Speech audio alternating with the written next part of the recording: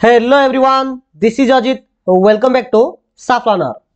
श्रेणी दशम पिले आज वीडियो रे तुम साहित्यर जो गद्य विभाग अच्छी से जो सब्जेक्ट प्रश्न आस पे डिस्कस करवा। किंतु पिला माने जो मानकर ऑलरेडी गद्य विभाग हो सारी से अଯଥା वीडियो को देखी समय नष्ट कर ना। यही समय को तुम रिविजन करिवारे अतिबाहित कर। किंतु जो माने एवरेज कि बिलो एवरेज पिला अछ जो माने पर्यंत गद्य विभाग को आउरी कंप्लीट करिन भावुच जे तुम मैंने कौन प्रश्न पढ़ी जहाद्वारा जी प्रश्न पढ़ी से जगह परीक्षा आसो मुझे लिखिकी पलि आसबि। जब ये प्रकार माइंड सेट अच्छी तेज निश्चित रूप वीडियो को आरंभ शेष पर्यटन देखा। आठा जो पे जो प्रश्न गुड़िक मुझे कहि से जाक लास्ट 7 ରୁ 8 वर्षर प्रिवियस क्वेश्चन को मुझे आनालाइज करके कहूँ।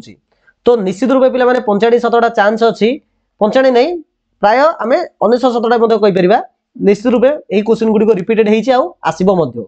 तो तुमको खाली ये वादा करिया पड़ो जो तुमको 7-8टा क्वेश्चन जो तुमको देवी एठारे ताकू तुमको पढ़िया पड़ो। ठीक अच्छे। तो चलो स्टार्ट करिया। सर्वप्रथम पे जब सिलेबस को देखा तो जाना पाइबा तुम गद्य विभाग देख कौ चैप्टर अच्छी ना कांतकवि लक्ष्मीकांत महापात्र, जन्मभूमि, सभ्यता विज्ञान ए 3टा, मातृभाषा लोकशिक्षा, नरेन्द्र विवेकानंद आ ओडिया साहित्य कथा। तो एठी 2 एठी 1 2 को 3 एठी 2 एठी 1 3। तो पे एठा जो प्रथम जो 3टा रहा ये 3टा तुम SA1 परीक्षा आसला हाफेली परीक्षा आसला। हाफेली परीक्षा पर तुम ये 2टा और ये गोटे ये 3टा जोटा कि तुम हाफेली परीक्षा पर पढ़ाला।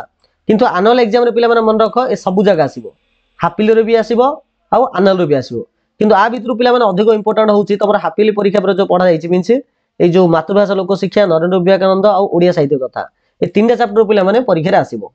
किंतु पे माने बहुत भल कथा तुम अच्छी एटा जो ओडिया साहित्य कथा अच्छी पे आ भितर कौन सब्जेक्ट क्वेश्चन आसो ना कहीं यार जो प्रश्न उत्तर तुम देख तो से कौन स्थलार्थ ना कौन दीर्घ उत्तरमूलक किसी भी ना। तेणु एथरू कौन प्रकार दीर्घ उत्तरमूलक प्रश्न आसो ना।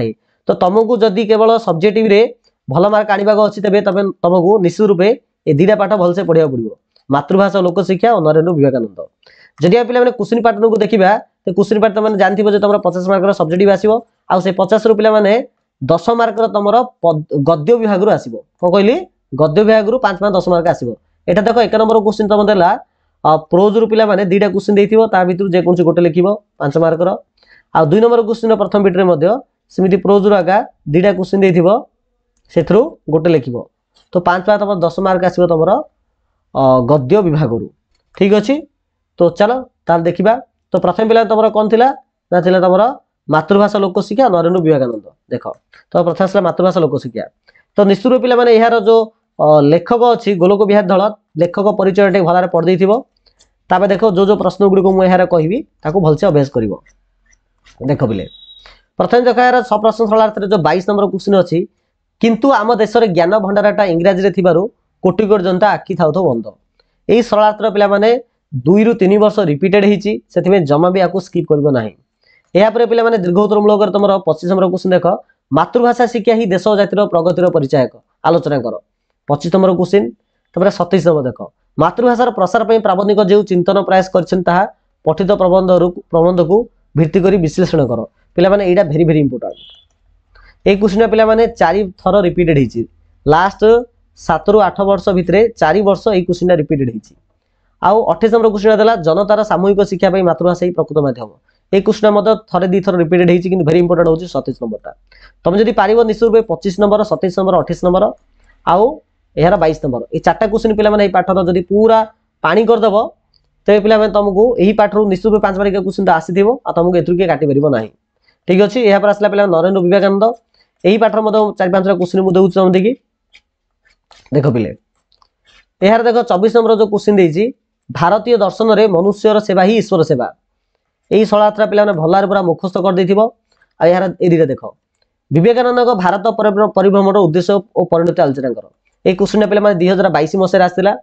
आ यार 28 नंबर क्वेश्चन पे भेरी भेरी भेरी इंपोर्टाट कहीं कौन देख यार जो क्वेश्चन आसे क्यों क्यों घटनावली विवेकानंद को गृह त्यागी सन्यासी परिवर्ते समाज संस्कारक होबारे सहायक होता आलोचना कर।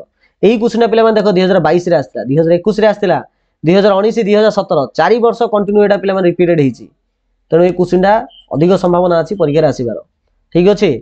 तो पे प्रकार देख प्रथम पाठर 4टा क्वेश्चन ये पाठ 3टा क्वेश्चन 7टा क्वेश्चन तुमको देली ये 7टा क्वेश्चन पे तुम पूरा मुखस्त कर दियो घोषिकी जमी हो तुम परीक्षा पे 5 10 मार्क से किए काटी पारे तुम पे पद्य विभाग अलरेडी वीडियो अपलोड हो सारी देखिपर ताने 10 आइन 10 10 10 20 मार्क पे कहीं मत काटी पारे ना तेणु निश्चित रूप समस्ते आपको आउ एतिक नंबर को अभ्यास करके जाइए ठीक अच्छे चलो वीडियो का एंड करिया समस्त थैंक यू सो मच।